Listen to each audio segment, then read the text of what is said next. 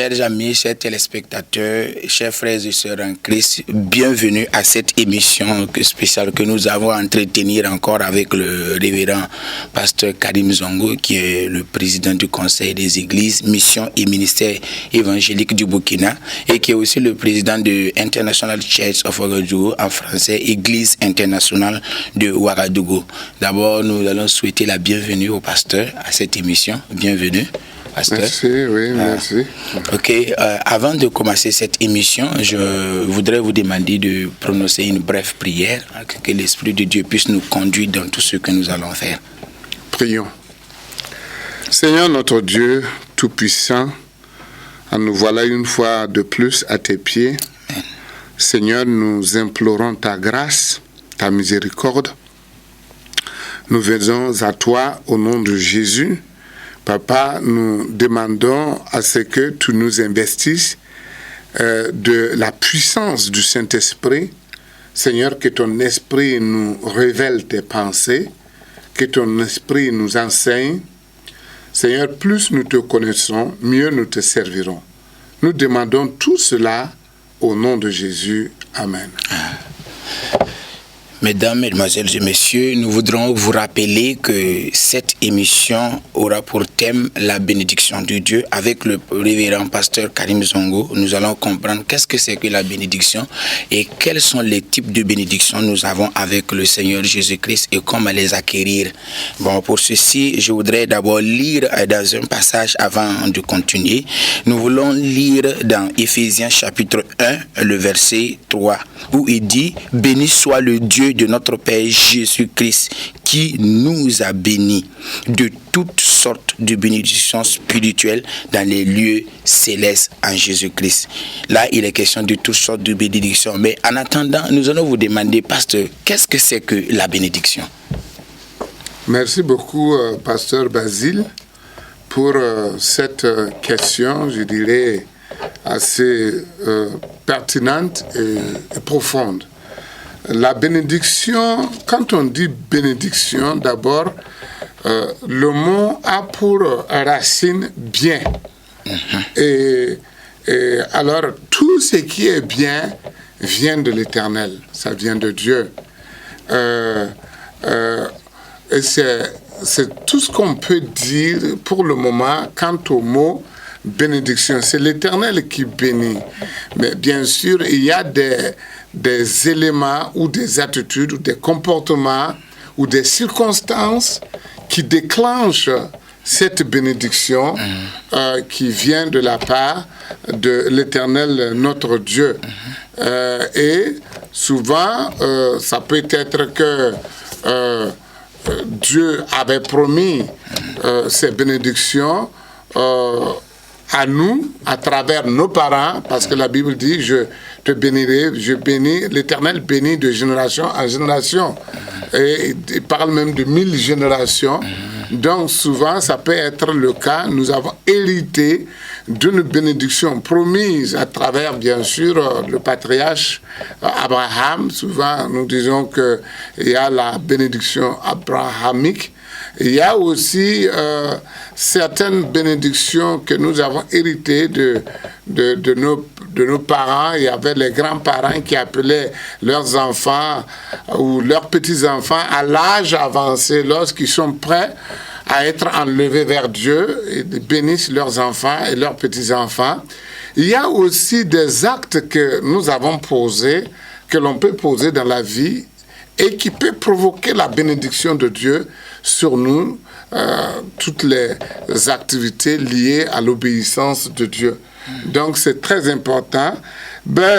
J'aimerais quand même dire quand même la source de toutes ces bénédictions, parce qu'on ne peut pas parler de bénédiction sans parler de la mère, la racine, le fondement des bénédictions, ou le père de toutes les bénédictions, c'est d'abord la grâce.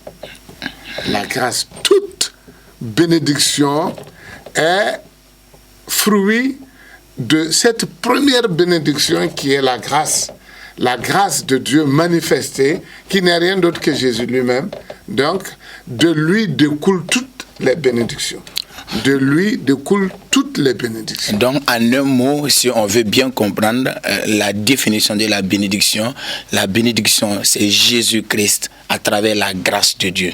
Bien sûr, vous venez de lire ce verset, il faut le relire d'ailleurs en Éphésiens là. Il dit, béni soit Dieu, le Père de notre Seigneur Jésus-Christ, qui nous a bénis de toutes sortes de bénédictions spirituelles dans les lieux célestes en Jésus-Christ. Voilà, il dit, béni soit l'Éternel notre Dieu, qui nous est béni en Jésus-Christ. Amen.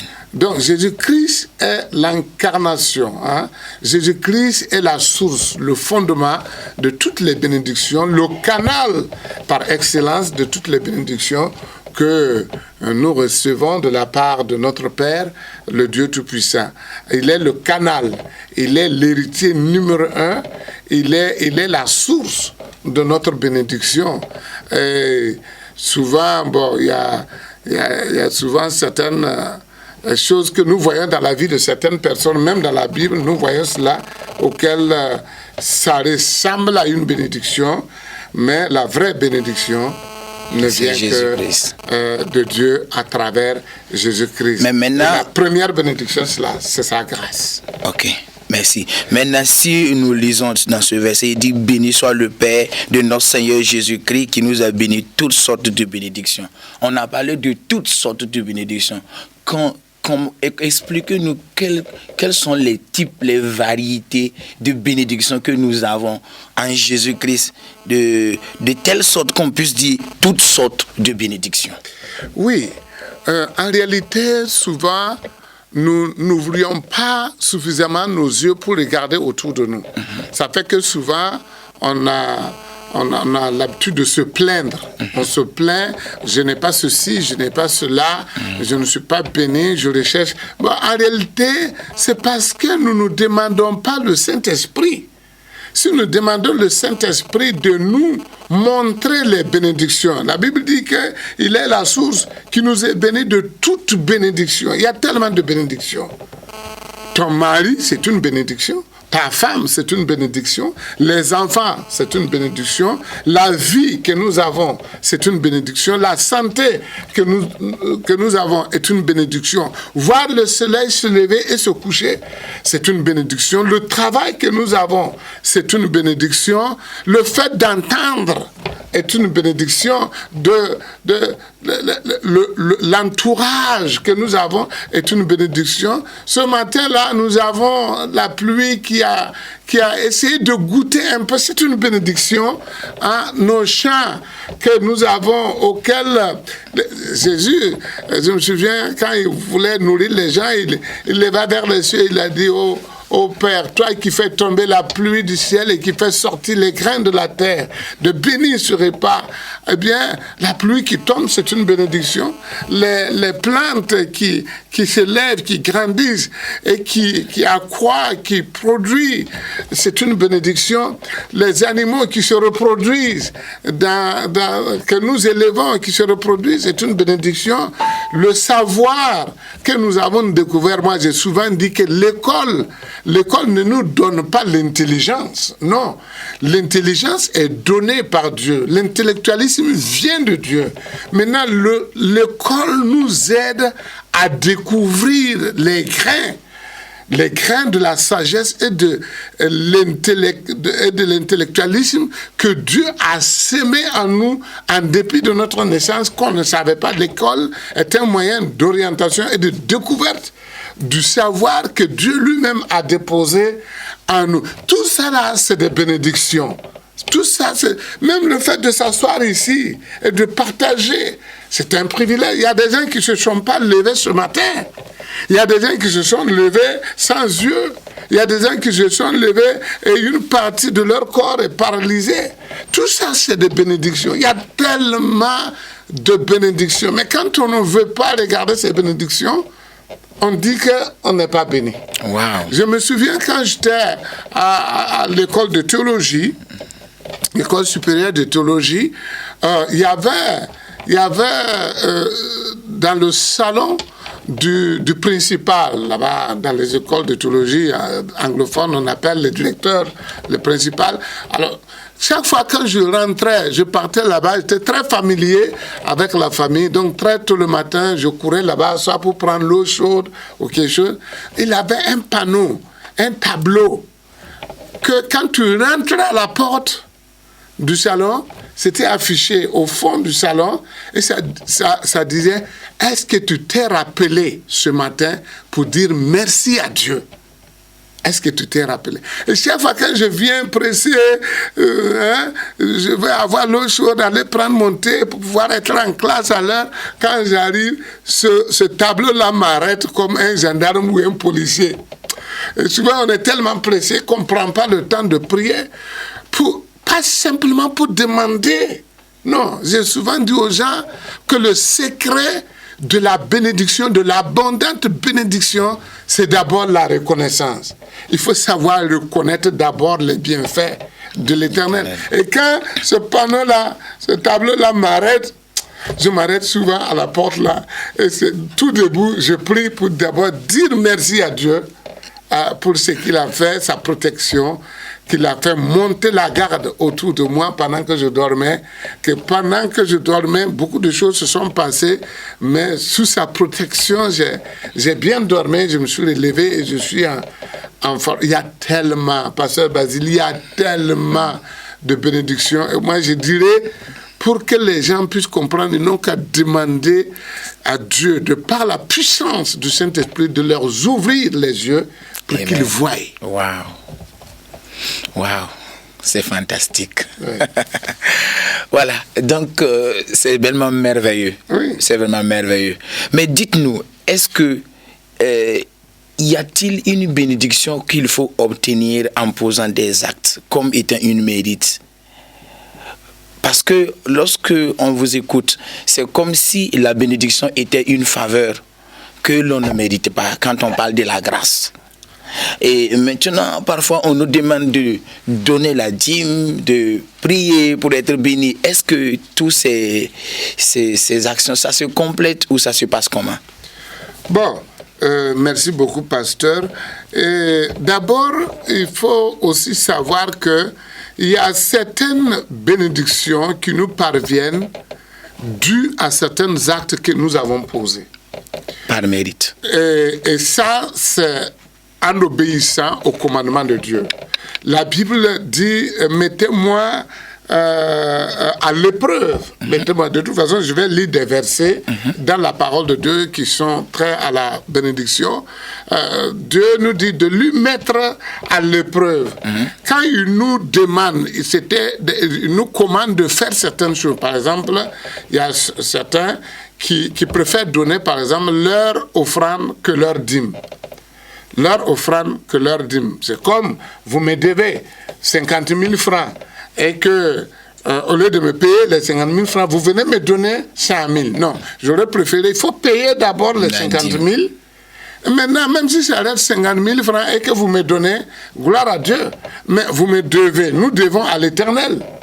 Nous devons à l'Éternel et l'Éternel nous demande de lui rendre ce qui est sa propriété. Parce qu'une offrande, par exemple en Israël, dans la tradition juive, on ne demandait pas aux gens de payer la dîme. C'était leur tradition, c'était leur culture. Quand un enfant est né dedans, il grandit avec ça. Ça fait partie de lui-même. Ça y est dans son sang qu'il devait le faire. Et dès ses premiers pieds, ses premiers actes, il voyait tout, il voyait ses parents faire cela et lui-même, il a copié ça, il a perpétué ça dans sa vie. Mais une offrande, c'est un acte d'amour, un volontariat. C'est pour cela que nous devons donner avec libéralité. C'est comme dans un pays, je ne vais pas citer, dans un pays que je suis allé, que je ne vais pas citer le nom, et on a demandé de donner les offrandes. On a demandé premièrement, deuxièmement, troisièmement, quatrièmement, cinquièmement, sixièmement. Et moi, à un certain moment, les gens donnent de la frustration, d'un cœur frustré. Alors que Dieu veut qu'on lui donne dans un cœur libéral, de donner, parce que l'offrande, la dîme, ça c'est quelque chose que nous devons à Dieu, que nous payons. On ne donne pas la dîme, on paye la dîme. C'est la propriété de Dieu. Il a dit, rendez-moi, enlève 10% de ce que tu gagnes, tu me remets. Vous voyez, ça c'est ma propriété. C'est pour cela quand on lit dans Malachie, la Bible dit que à l'époque les gens le volaient parce qu'ils ne donnaient pas leur dîme correctement. Le donner la dîme est la source de bénédiction. L'obéissance nous apporte la bénédiction. Il y a aussi nos patriarches. Par exemple, je vais rendre visite à une vieille et je lui apporte, je ne sais pas, 1000 francs ou 2000 francs, ou bien je lui apporte, voilà, nous sommes au temps de froid, je lui apporte un pain, une couverture, soit à un vieux, à une vieille, il n'est pas au courant que je venais, et paf, je suis là, je lui donne ça, hein, et il est tellement touché qu'il me bénit. Quand les personnes âgées prononcent la bénédiction comme ça va prendre du temps, mais Dieu nous bénira. Dieu nous bénira. Souvent, moi j'ai vu les jeunes gens qui prononcent les bénédictions sur des vieilles personnes. Non. Ça, c'est contraire à la règle. Non. C'est les vieilles personnes qui bénissent les jeunes.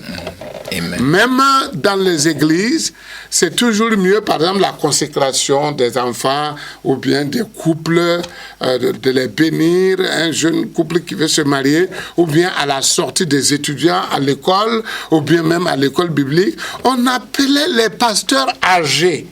Les pasteurs âgés. Aujourd'hui, nous négligeons ces choses-là.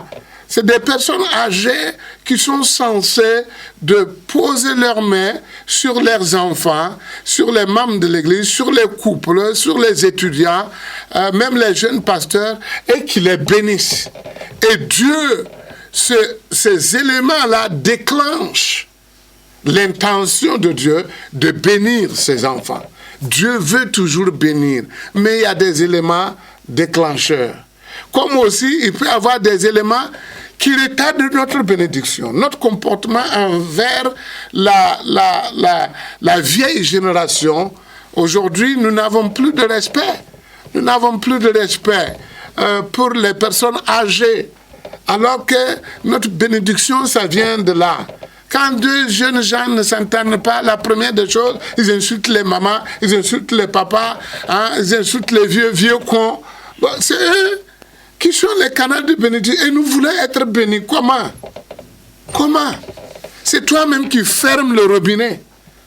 Ou bien à l'église, vous en avez dans la cour par exemple, vous êtes assis en train de causer et une personne âgée arrive. Les jeunes aujourd'hui ne savent pas se lever, lui donner une chaise.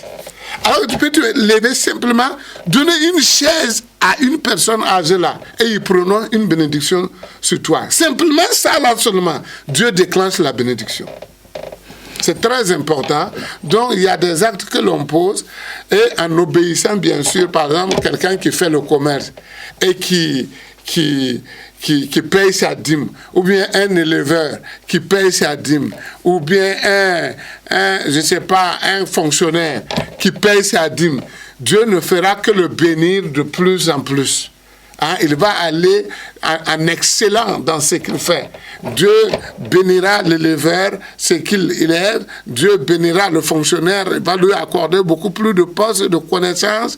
Dieu bénira le commerçant et son commerce va commencer à grandir parce qu'il obéit à Dieu. Il y a aussi des gens, par exemple les travailleurs, les patrons, qui ont des travailleurs et qui les payent mal. Tu as un travailleur et qui a une femme et des enfants. Et tu sais qu'il doit prendre le salaire là, aller s'occuper de sa femme et de ses enfants. La fin du mois arrive, vous ne les payez pas. Hein, et il n'a pas à manger. Sa femme n'a pas à manger. Ses enfants n'ont pas à manger. Le type, quand il sort, il brûle les feux des top parce que tout ça là a débordé sa tête. Vous ne pouvez pas avoir la bénédiction. Vous ne pouvez que provoquer la colère. Le ventre de l'homme parle à Dieu, quand lui-même n'est pas capable de parler. Si tu nourris le ventre de quelqu'un là, son ventre parle à Dieu, même si la personne ne dit rien. Comme aussi, si c'est toi qui dois le nourrir et tu refuses de le nourrir, c'est comme souvent, il y a certaines personnes qui ne font pas attention à des personnes âgées dans la maison. Au lieu de faire tout, si c'est toi qui dois apporter à manger, de faire tout pour qu'il gagne à manger, il ne gagne pas jusqu'à son ventre commence à parler. Le ventre parle. Hein? Et il finit par se dépouiller de tout son honneur, il vient pour te demander à manger. Quand tu lui donnes, tu auras une bénédiction. Mais ce n'est pas quand tu lui donnes au moment de le donner. Il mange et il te bénit. Vous savez que même culturellement, les djoulas de Bobo, là, hein, ou bien, je ne sais pas, mais quand vous mangez, généralement, l'homme se lève, lui et ses enfants, ils s'alignent. Et ils partent dire, femme, merci pour le repas. Et la femme souvent dit que le repas se refroidisse dans ton ventre. Tout ça là, c'est des petits trucs qu'on néglige, mais ça apporte la bénédiction, oui. Ok, merci beaucoup. Si on comprend bien, il y a une bénédiction qu'on obtient par la grâce, mais il y a une bénédiction qu'il faut mériter. Oui, non, toutes les bénédictions sont par la grâce. Oui.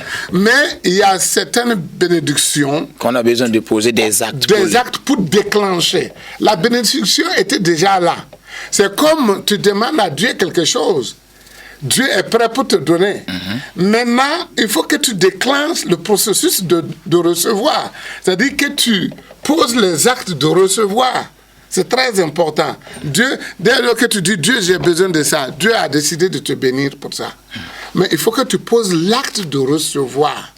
Donc, en posant l'acte de recevoir, qui est celui de faire du bien, pour mériter cette déclaration, et Dieu active la bénédiction. Moi, j'ai souvent dit aux gens, quand tu fais quelque chose, tu as donné quelque chose à quelqu'un, il te dit vraiment merci. Mais généralement, tu sais, on aime donner à des amis. On ne donne pas forcément à des gens qui sont dans le besoin. Et c'est ça aussi le problème. Il faut donner, la Bible veut qu'on donne à quelqu'un qui ne peut pas te rendre. En ce moment, il dit, puisque moi je ne peux pas te rendre, que l'Éternel te bénisse. Que l'Éternel te bénisse, puisque moi je ne peux pas te rendre. Dieu a dit de donner à des gens qui ne peuvent pas nous rendre, qui ne peuvent pas te récompenser. Si tu donnes à des gens qui ont déjà des moyens, ils te rendent, ou bien c'est par amitié, et il est obligé maintenant de dire, la personne qui ne peut pas te rendre, puisqu'il ne peut pas te rendre, il dit que Dieu te bénisse.